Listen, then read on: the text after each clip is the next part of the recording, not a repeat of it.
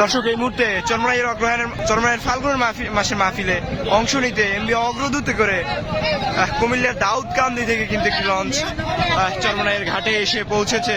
শত শত হাজার হাজার মানুষ এখন তারা কিন্তু লঞ্চ ত্যাগ করছেন, মাঠের উদ্দেশ্যে রওনা দিয়েছেন।